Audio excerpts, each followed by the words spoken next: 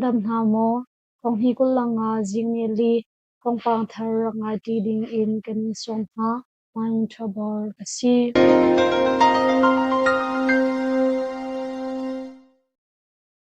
HPO CDF phong oram ni alak in tol chung ni an dam na an zau khang ha chiram phong oram haram chung a thambun mi HPO CDF phong oram ni Nung hak mi moram chung I a mi do chung ni nga chu alak in an dam na an zau khan ha kong CDF phong oram trong ba ngai tu ni September ni thum a an chim HPO CDF phong oram ni Zazi mazat chung kandin tak chung ni zatlang rin chung nga vilte chu alwan chia thakasho nga kan thok than sang I kan hum hak mi moram chung I a mi kokip a alak in Zot fa kam nak si vaccine kan chun ha pin a anyan dam nak song kan zau khan ha kan hum hak mi moram chung I kal ko asina mun hi chu kan kal di non kau thon hi ko lang kum chunga hin ko som thum leng kan kal chang alak in si ai kan ke ha I anyan dam na kan zau ha kan phan kho lo na phal song a pari I Kukum chung a phan kho di kami zuam ngai tia CDF program in jombo wai tu pakhat ni achim chiang ram phalam tidim le kunzang ti in perthum chung a wal ngau pu ha pu pa chen leo te in anrak na khwa Param pol chu wal ngau ram param ti in an au I khosom nga parwiat a Kothar po ta chi a chun wal ngau ram param chung a hin khosom shong a tia thai si Aliam chia thong hi kula thum kum thoka in NGO bol hi mon khat a nulang hak chia vaccine kan chun ha chun thong hi kula li kum cha cha shonga khan si jung le si khan a zetik chan pau a vaccine la coding dir hon tiang kan phang I Nandam nak zo khen nak lei a kan thang so ngai tia CDF gomoram in jomba mai tu pakhat hi chun chim chap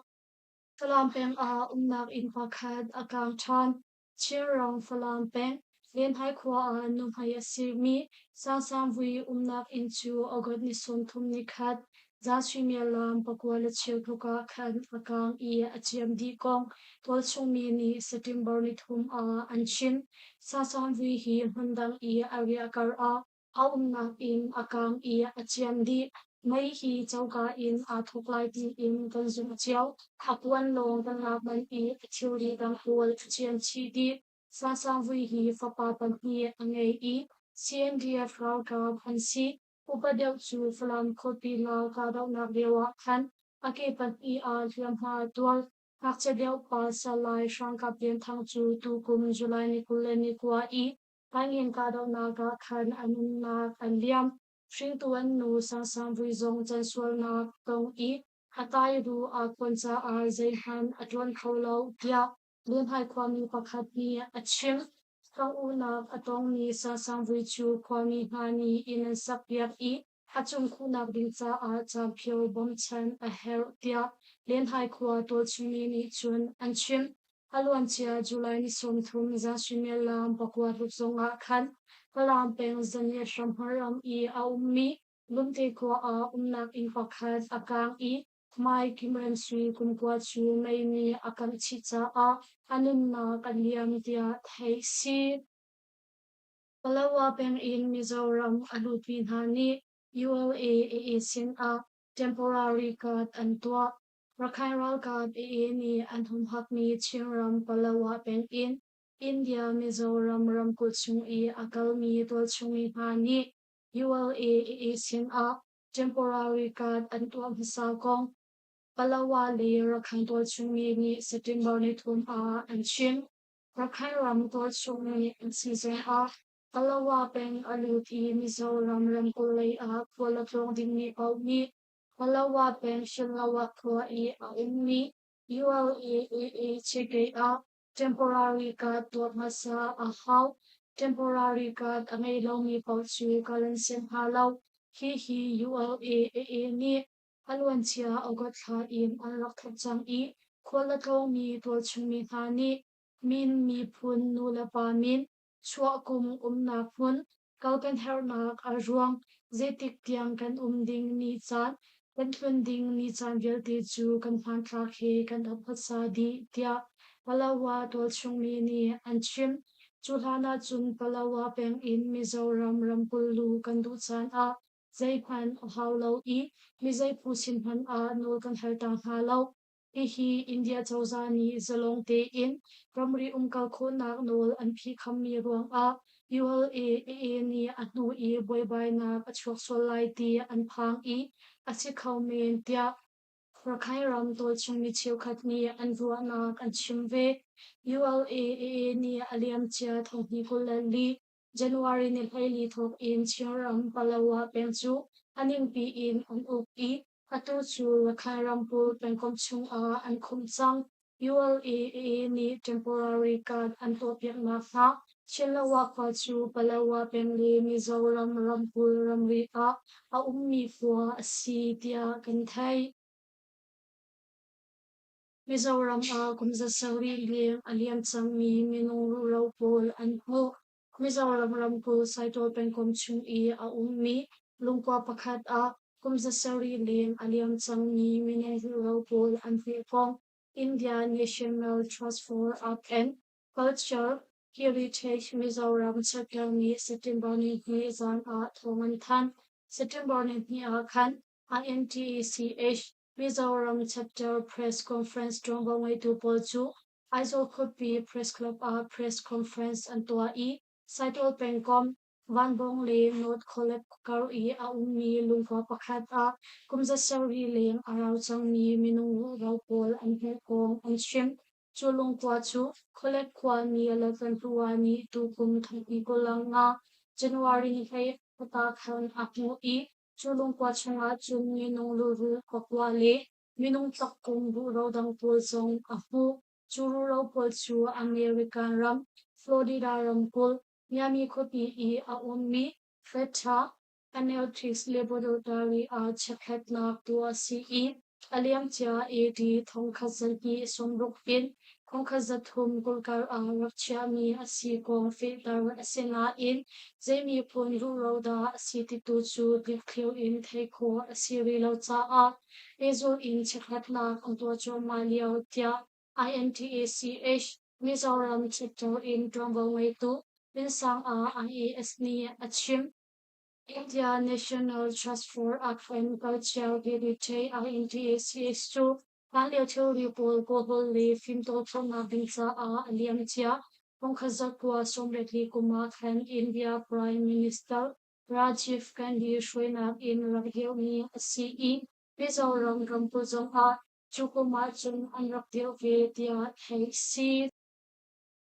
Teluk Japan Kado na Anway Somgetini a Teluk ni Yalechi Pare Antua Valay Chungrai Pi Paghina Liu I Teluk li Japan Kado na Anwo Somgetini Thongpi ko lang nga September ni thum a Teluk ni Angkole Pi Asimi Beijing ko Pi a Sungloy nga in military parade Antua ko Thai Si Valay Chungrai Pi Paghina Liu I Teluk le Japan Kado Naka Japan ni Ansham Nam Angakchia I Teluk Japan Kado Naksu Adai Chucha a Teluk ni Tenga Anhi Somgetini ni Santok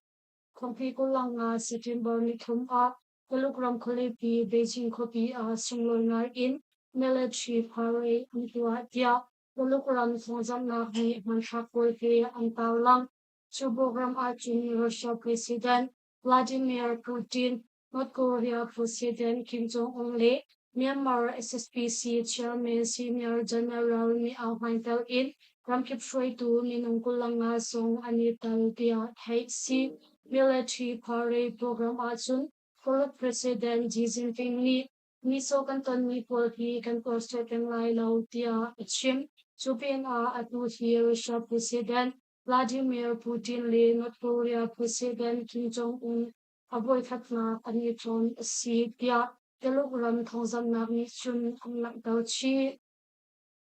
Sochi ten kadaw naga Captain Pakhatal in SSPC le tu Sochi Pavia anti Shem tam ngai sung anlak Kohuram chen Sochi pen sung I go chi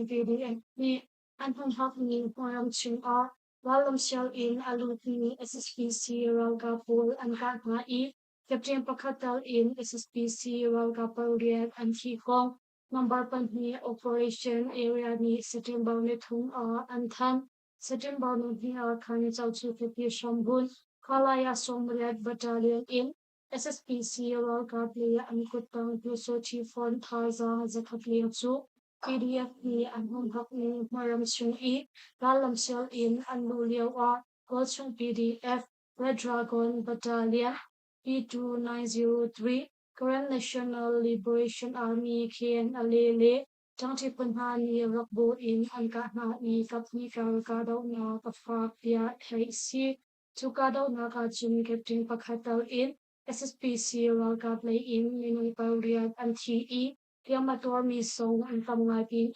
SSPC Walkapulsin in RPG Zungkhat May Thousand Sorry Le Sham Nam Dang Zemazet Song Tamki Pumpani ang Lakchiko Lalam Selmi SSPC Walkapli ang Kutang Puso Chipolsu Atimi Li Film Tormi ang Tamngatsa Chauchi Kopi ang Kyuchan Tia Number Panhi Operation Area ni Antani ang Lakdachi Street part Chioliantal in Yangon Kopi Nino Song Tun Leang ni Shaching Nitao Chin part Chioliantal in Yangon Kopi Ogot Kulanga in September ni Kantiang ni Shaching Long Nino Song Tun Leang and Lao E Chilkachu Shamshan in Ralka Plabing SSPC Ralka P and Rotakong at Lao Mi Nino Bukon Hali Chungkon Hansen in Tai Si Yangon Kopi Sao Okala Pateng Sampu Panhi Lampi Chung E Ummi Steno Memorial Service Central in Lay Atil Liao Mi Maulung Ko Tachu Ogot Kulanga Zasunyola Pasuri Li Kulakan Lize Kurti Taylor Mini and Lay E September Ni Zan Kalaya Pakul Battalion in SSPC Ralka Captain Jonai Ni Achun Karfon Achanha E Tangka Singlet Rakapua Atiha Kong Tayatong Ni Chungkar Ni Anchim Tayatan Hu in Kampikai Kauti Lau September ni Zana Khan Ninong Pakhat ni Fona Kanson E Yang Li Pin Shambun Kalaya Pakul in SSPC Ralka Captain Jonai Kasi Kantina in Kantatla E Kalaya Pakul Sura Khan Shambun Sita Akan Hanti Kantai Sangboy He Ichonbia Ulo Sing Riat Rakakua Akanti Kanfapa Chon Kandu Kanti E Adu Fon Lau Miao Leping E Aumi Chu Kalaya Pakul Sulau in Kamaya Pakul Tu Asif Chun Chati in Kantatlai Tan E SSPC Ralkap E Anlutan Ha Chun Tangka Anin Halai Lau Nanmani Nanvatan Ha Mulong Mai Tante in Tangkakong Chu Irua City in Ankanchim Tia Atlaumi Yolong Kota E Shingtu Pani Achim Pagot Kola Ruk Zan Sumela Porin Kupsong Yangon Kopi Taketa Pen Yampi Sangpong Mau Nai Nai Kumkule Kumruk Chu in the Tin Liao Atlau E Achung Karni Palik Sakhan report and Tuana in September ni Tum Tiang Apong Long and Take Lokong Atlau Mi Mau Nai Nai Chung Karni and Chimbe Chiban Tuchiang in Ogot Kuleria Songa Khan Yangon Kopi Bahan Peng Pisami Mau Kau Mia Kumpay Nga Song Alina in Atlau E Anbu Lokong Li Akong Lam and Halko Lokong Atlau Mi Mau Kau Kau Mia Chung Karni and Chimbe Chupin Ogot Kulakwa Zonga Khan Yangon Kopi in Saint Peng Chung Kusami Chinpa Tachiliang Kumpay Kwa Chu Yangon Kopi E Ummi Japan Cha Holjongding in Akalio Atlau E Anbu Lokong Li and Petlay Ko Lokong Atlau Mi Tachiliang Chung Karpani and Chimbe Yangon Kopi Shambun Mi Katit Media Sim Atlau Mi Chung Karpali Hui Kompani Taitornak Antuaning Chun Agot Kulanga in September ni Thumtia Nutrat Chunglong Simha Chekha Dal in Ninaw Som Tum Liang and Claudia Tai Si Malaysia Myanmar mi Zati Som Tum Dal in Ramdang mi Sauri Som Sauri Tlayan Tong Chan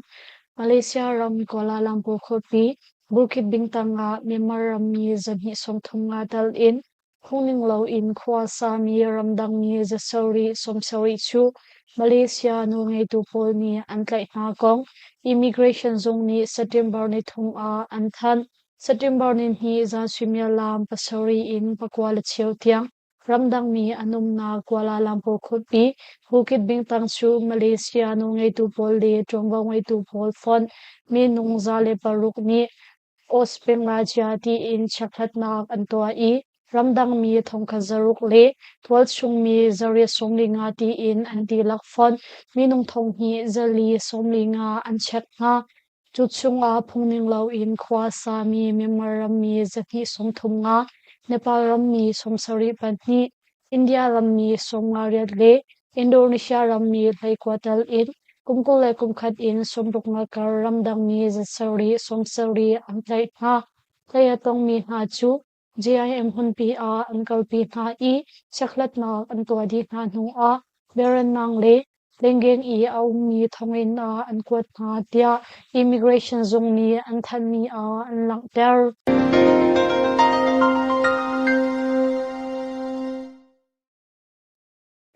Normally post tha zang akan pe I kan thong chim mangai tu nandi laksung a kan e lom tuk shing shan hai zinga thong pang thar he kan e tom chan halai